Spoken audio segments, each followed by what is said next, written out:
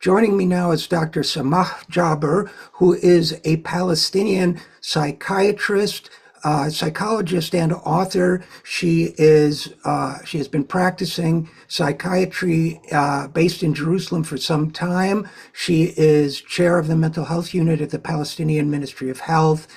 She's written a number of pieces about the psychological consequences of the occupation of Palestine for years now. And she's, of course, had a lot to say of importance since the assault began on Gaza. And I wanted to speak with her about that and about perhaps what we might not yet fully understand or grasp about the Palestinian experience here in the United States. So first of all, Dr. Jabr, welcome to the program. Thank you very much. Pleased to be with you. One way I guess I should start is, or I thought to start, was by remembering the name of a colleague of yours, Fadu Abu Hain, who was killed by the Israeli military recently, who I believe also talked about, what we can explore this word, but the trauma of Palestinian life. And now, of course, his own death leaves a gap and a trauma. And I think it's important because the Palestinians and Palestinian Americans I've been talking to, I don't know a single one who has not only lost people in recent weeks, but I haven't talked to a single one who hasn't lost many people, family members, close friends, and so on. So I think it may be difficult for people who haven't experienced that day in and day out, much less the preceding decades of dehumanization, to understand what that can do to the human personality. And I know that's an enormous question. I apologize for that, but is there any way you might be able to give us a bit of insight about that? Well, let me talk from my direct experience of going to Gaza frequently. In the past, I used to go after several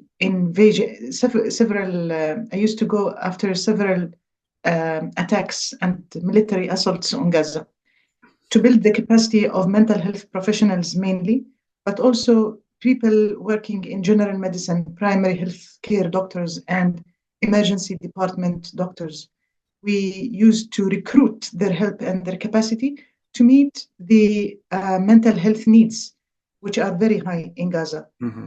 And previously, there were a significant number of people affected by military violence, but there was a number of people who were not affected and who could step in and help others who are affected. It seems to me that this unprecedented violence leaves no one untouched in Gaza. Everyone that I know there has lost family members or homes or has been displaced. So it's very difficult.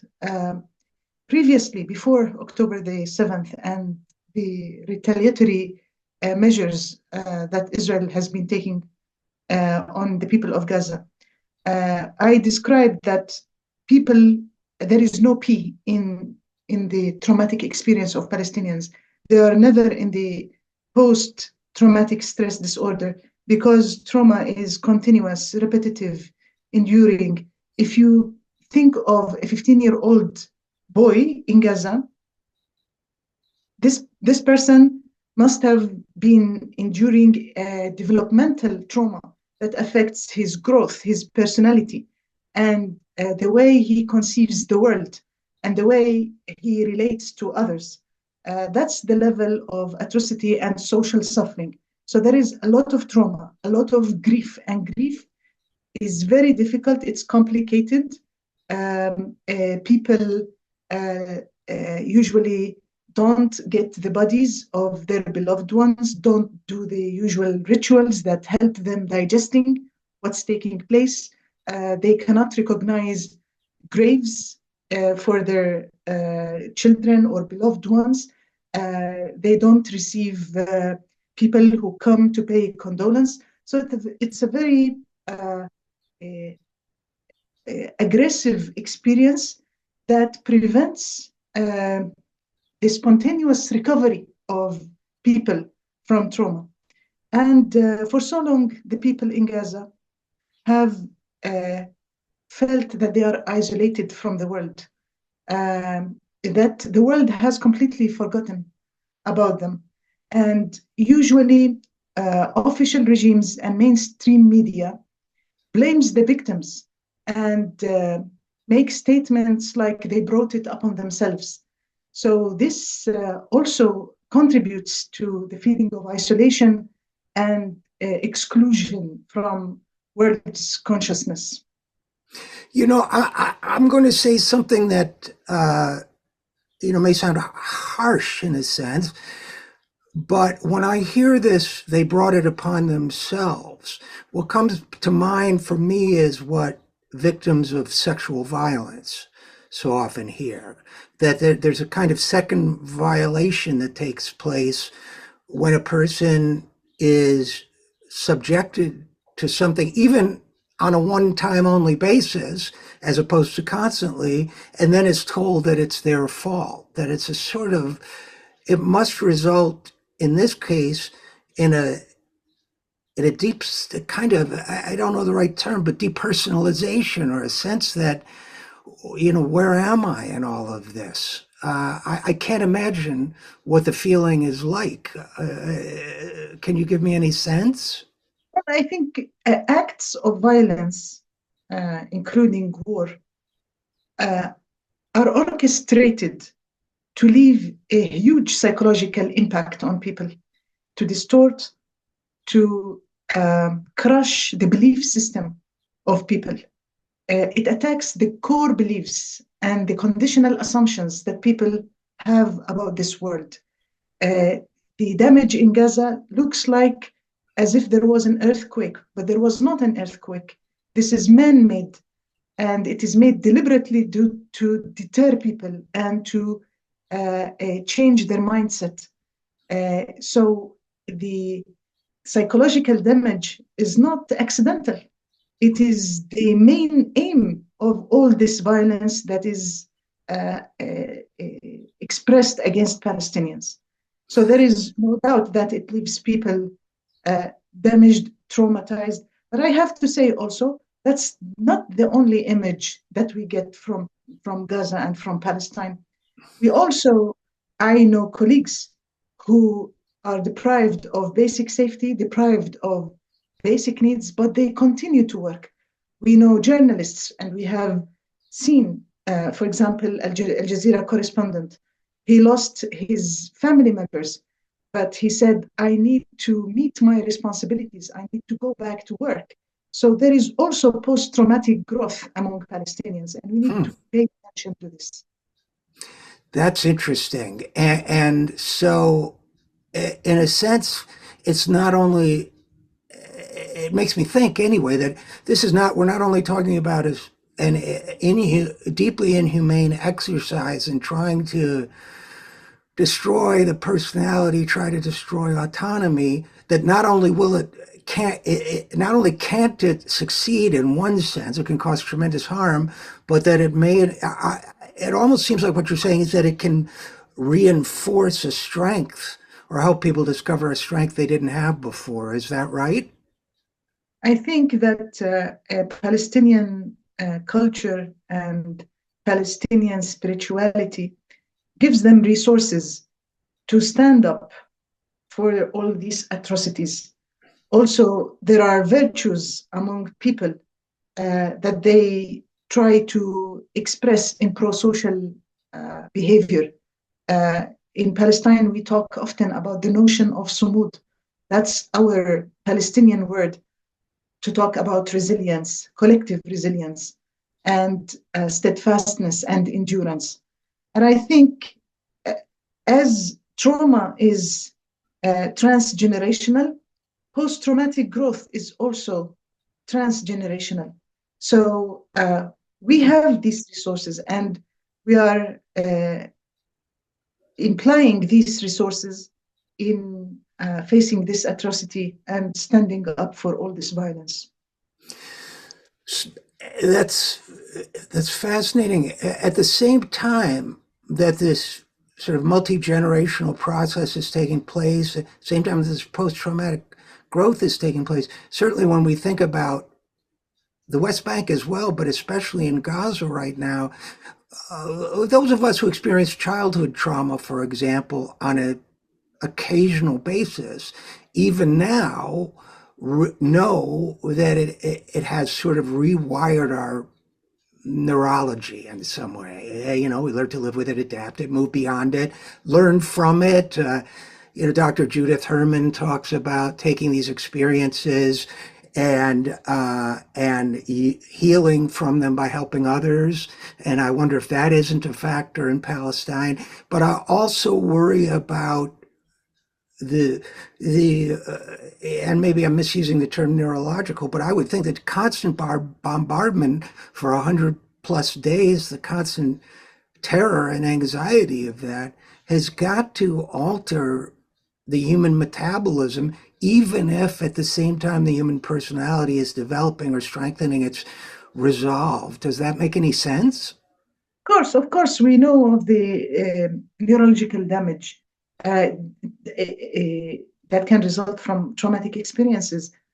Traumatic experiences are aimed to frighten people, make them freeze, and impose helplessness on them. And one of the definitions of trauma is that it is the disaster of helplessness. So the thing is that it does not only attack the nervous system of so many individuals, it also attacks the social fabric and the relationships between people and between Palestinians and other groups.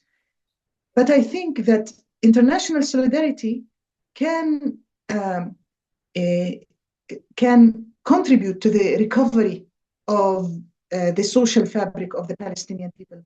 And I think that pro-social behavior from Palestinians towards each other is also important for this recovery.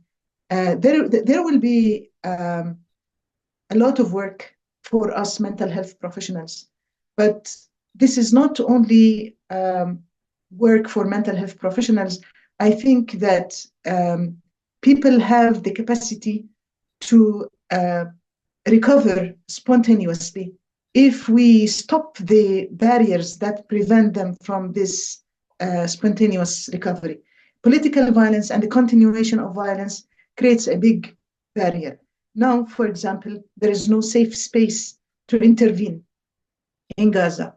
Basic needs are missing for the vast majority of people. During COVID time, we were providing support effectively through telecommunication. This is not possible now in Gaza. So those who have the intentions of genocide against Palestinians have planned everything to leave a huge impact on Palestinians. They have damaged the educational system completely. They have damaged the health system completely. They have created conditions in which, for example, if tomorrow morning there will be a ceasefire, there will continue to be death in Gaza. 500,000 people suffer from infectious diseases now. People who were maintained on chronic medications for their diabetes, for their heart problems, they have not been receiving medications. So everything is orchestrated and thought of in designing this attack on the Gaza population to create the highest physical and psychological damage. And we need to stand up against this, and we need to recruit international solidarity in order to impose ceasefire and to start the process of helping the recovery of the Palestinian people. You know, a historical figure in medicine comes to mind as you say that, Dr. Jabr, which is Rudolf Virchow, who was Virchow, I guess is how it's pronounced, considered the father of social medicine, who in the 19th century Europe, I'm sure you know, but for the audience, I think he was studying smallpox or another disease outbreak, and among Silesian miners and realized it was a social problem, not a clinical problem, and that it was a collective problem, not an individual problem. And it was Virchow who said politics is nothing but medicine on a grand scale. And so it seems to me that and a point that you've made, that I've heard you make, is that we have a tendency to pathologize the experience of people. So instead of thinking of Palestinians as particularly Gazans as the people who have been made ill, if we can think of it more as a collective problem of the oppressors as well as the oppressed, and a collective responsibility to heal what's been harmed, not because there's something wrong with the people who are struggling, but because there's something wrong with the people who are imposing the struggle on them. I don't know if I'm expressing that clearly, but I hope you understand what I'm saying. Well, first, I want to say that violence is a public health problem. Any doctor, any person in the field of mental health and health in general should be very concerned about violence. Now, regarding pathologizing, I think, in mental health, we talk often about the biopsychosocial model. And in the social model, the violation of human rights, political violence, brutal power dynamics can crush people. In the Palestinian context, every day in my practice, I encounter people who don't have the biological element of the disease or the psychological conflicts, but the social part that includes a lot of violation of their human rights makes them sick. Mm-hmm. So that's one way to introduce pathology from the surrounding to the brains of people. This interplay between the surrounding, the context, and the minds of people. Another way is calling Palestinians as sick people to diminish the responsibility of the occupation. So recently, the head of a trauma center in Israel called Palestinians sociopath. And I remember that people who were participating in the March of Return, and later on Sheikh Khadr Adnan, a Palestinian prisoner who was on hunger strike against his administrative detention, and he was left to die without sufficient medical care. He was called, he was described by an Israeli journalist, Eddie Cohen, as if he committed suicide. So pathologizing Palestinians can also diminish the responsibility of the occupation regarding the horrible things that happen to them. There's another dimension of this I wanted to talk to you with as well, Dr. Jabr, and that's it seems when it comes to pathology, well, here's a quote from Franz Fanon, psychiatrist and obviously fighter against colonialism. And I'll explain why I bring it up in a second. He said, he basically said, first, hate is not inborn. It needs to be cultivated, to be created. Hate demands existence. And the person who hates has to become their hate. He concluded by saying, and I quote in translation, that is why Americans now have substituted discrimination for lynching, each to his own side of the street. And I think what he was saying was that in a country like the United States, which is showing such military support for Israel, we don't hate by personally engaging in acts of violence the way white people did in the rural South 100 years ago, but we do it through the act of psychic lynching, of failing to see the people at the receiving end of our violence is human. And I'll tell you, I and people who feel as strongly as I do about this issue have seen it among people we know many years, consider longtime friends, perhaps relatives, that when we talk about, 11,000 murdered children or the extremity of the violence, or try to have a rational discussion about the need for ceasefire and justice for the Palestinians, are hit with a barrage. It seems to me that that's where the pathology is, that what we encounter is an utter detachment from reality. I've had quote unquote nice liberal people say things to me like, let me remember the exact words. They wake up, the Palestinians wake up in the morning wondering how many Jews they can kill today. For example, the kinds of utterly unreal and inhumane things people say, and it strikes me that in the end, supporting this kind of violence forces people people like American people who support it, or Western Europeans, to pathologize themselves. And I know the people you treat and care for are not Western Europeans or the American Secretary of State or whomever, but I wonder if there's anything in that makes sense to you.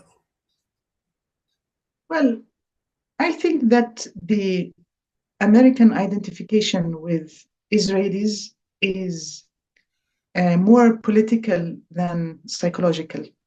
The United States was established on the bodies of indigenous people. And this is similar to what they are doing here for us Palestinians. And I think this experience is in the blind spot of American consciousness. So if they want to see what Israel is doing, that will remind them of their involvement in the genocide of indigenous people. The United States for Palestinians is a partner in this genocide. They supported Israel in every possible way, even in disseminating false propaganda that was repeated by the American President Joe Biden about beheaded children, about rapes, and even some Israeli newspapers like Haaretz question these claims. American media also participated in this incitement against Palestinians and allowing the genocide to happen. The United States sent arms and ships to support Israelis. And this is not only this unquestionable support of Israel is not only since October the 7th. The United States is also responsible for all the attacks that Israel have been implementing against Palestinians, and for the creating facts on the ground that prevent a real Palestinian state from being established. So, and I think this is more political than psychological. The psychological reaction of good-willing Americans is just cognitive dissonances, because they cannot, they want to be good people. That's their idea about themselves. And they cannot hold the two things together, supporting or not questioning the acts of the American government and maintaining that they are good people at the same time. So they have to believe that the Palestinians are evil, and all the harm that is happening to Palestinians is well deserved. And that's why, some of us have shared among ourselves, some of us who talk about this issue, the intensity of rage that we encounter. I guess if you want to preserve protect yourself from cognitive dissonance, you're furious at anybody who challenges it, I suppose.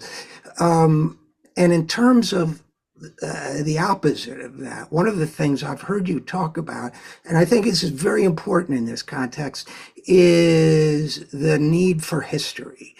You know, on a banal level here in the United States, people now love to look up their genealogy on these online websites and find out, well, because we're, you know, sort of polyglot culture, well, this one came from Ireland or this one came from whatever. But part of the oppression of Palestinians has been to deny they ever existed as a people. And that has for 75 years now. So I wonder to what extent the denial of the reality of people's history in cities, towns, villages where they may have lived for many generations, repeated over and over again, is not deeply, profoundly psychically disturbing to people, and that when people like famous Americans or Western Europeans say such things as well, that it just intensifies whatever emotion that's rightly called, but that extreme discomfort, that doesn't strike me as a mental health problem. It strikes me as a form of psychic suffering being inflicted by a kind of Orwellian communication scheme. But what do you think?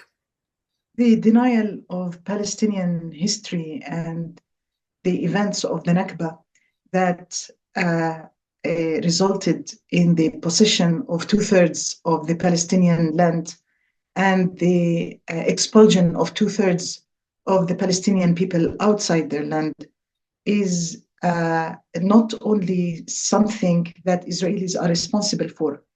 The West is responsible for that as well. The United Nations is partially responsible for that, but also academia. An anthropologist, Rosemary Sayer, reviewed historical trauma and showed how the Palestinian Nakba is exempted from studies about historical trauma. It's not mentioned. And of course, because the Nakba and this historical trauma, the possession of the land of Palestinians and expelling them, did not stop in 47, 48. It continued until today. Denial, we cannot treat something that we don't acknowledge its existence.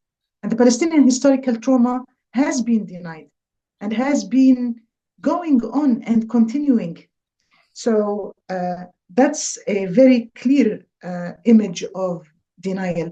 Also, Ilan Pape explained how ethnic cleansing took place in Palestinian towns and villages. And he explained how Israelis brought from Europe pine trees, which are not native to Palestine, to plant in the places of our local trees, olive trees and oranges and fig trees. So they planted the pine trees to prevent the Palestinians from coming back to their land and to mask all the rubble and the damage that was done to the lands. Also, they changed the name of Palestinian towns and villages and gave them similar Hebrew names to make it look as if the Hebrew name and the Hebrew settlement was existing before the Palestinian village. So yeah, it's a story of displacement, of denial, of complete erosion and dismissal of Palestinian history. Well, Dr. Jabr, I might as well make a confession to you. As a small child, I raised money for those trees. Growing up in what you'd call a liberal household, being raised Jewish, although my parents were mixed religion, we went around on Halloween with our little cans. We got candy in one hand and plant a tree in Israel, and in the other hand, but a little tin can where people could put coins in for trees in Israel. But we didn't know. And I think the difference now, despite the bias in the media, is that through social media and so on, we now have access to a lot more information than we did then. I only hope that for all the misinformation still being spread, that it is somewhat encouraging for Palestinians to see that more and more people around the world are recognizing their cause and the need for freedom and are showing up here in Washington, D.C. and in other capitals around the world. But I guess that leads me to perhaps my final question, which is mental health, as it's always been practiced around this country anyway, has been about making an unhappy or stressed or psychotic or delusional person well adjusted to the world as it exists. That's, if you're a psychiatrist in the United States, I would assume, your mission statement, if you have one, is my patient is not functioning well, I want them to function well, be satisfied and contented with this. It doesn't mean you may not have political views of your own, but that's what a psychiatrist, I would think, sees as their role in a society like this. But in Palestine, I would think is very different. I would think that being adjusted to the status quo would be, something wrong. That would be. How do I explain this? Help me explain what I'm trying to say here. There are several differences in our practice of psychiatry. We criticize hegemonous, dominant Western psychiatry, and helping people to be adjusted to oppression is never our goal. From a liberation psychology perspective, we want to change the status quo. And we want to change power structures that pathologize people and make people sick. So that's one difference in our practice. And we refuse to take the individual as the measurement unit of psychological suffering in Palestine. We recognize that the social fabric has been damaged a lot, and we try to find ways to express that damage and to acknowledge the illness in the society, because without recognizing this, we cannot provide solutions. And I would think linked to that is the issue of the sense of helplessness. If one believes that despair comes in when one feels utterly helpless, that to the extent that people can feel in some way collectively they can take action and work to change the power structure, is that another way that people can restore their health? Of course, I think because this trauma has, and many other experiences of trauma were experienced in a collective way, I think it is important that we find collective healing, and we can express ourselves in listening circles within the community, creating a trauma-informed community within the Palestinian different geographies. And I think the Palestinian society is a collective society, and the trauma has been experienced in a collective way, and we need to provide collective solutions. Well, if I may, of course, please. If I may share an anecdote with you. In 2002, Israelis went into the Jenin refugee camp and killed many people and damaged ambulances. The youth of Jenin, commemorating the losses of their parents and trying to do some grief work, they took the debris of ambulances and created a horse. They called it the Jenin battle horse. They were led by a German artist to do this work.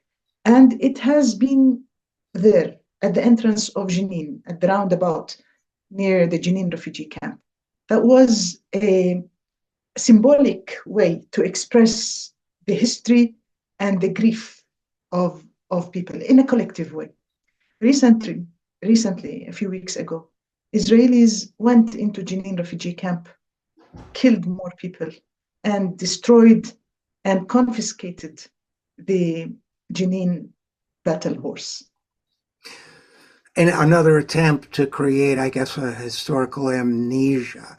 Um, all right. As we conclude, you're not my psychiatrist. You have enough patients of your own, but I'm going to ask if it's utterly delusional of me to think there's something about the events, as horrific as they've been of recent weeks, that make me think for the first time, that make me feel a sense of if we can get a ceasefire, if we can stop the killing immediately, a sense of long-term optimism, a sense that people are waking up around the world, a sense that the Palestinians are strong, that the Israelis have finally perhaps overreached in the eye of the world, even though they've been overreaching privately for 75 years.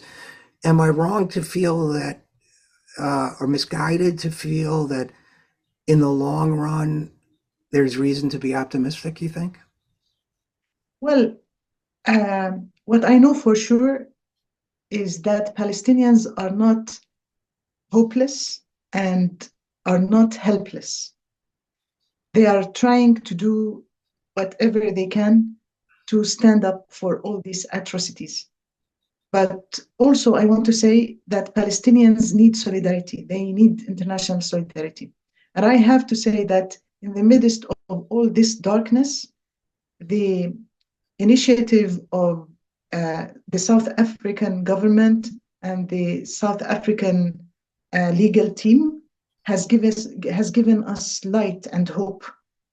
And we hope that this will inspire a global anti-occupation movement similar to the global anti-apartheid movement. And I hope that the occupation will end soon. Uh, God willing. And again, thank you so much for first of all, for your care and your work. But also, Dr. Samah Jabr, thank you so much for coming on the program. Sure. Thank you very much.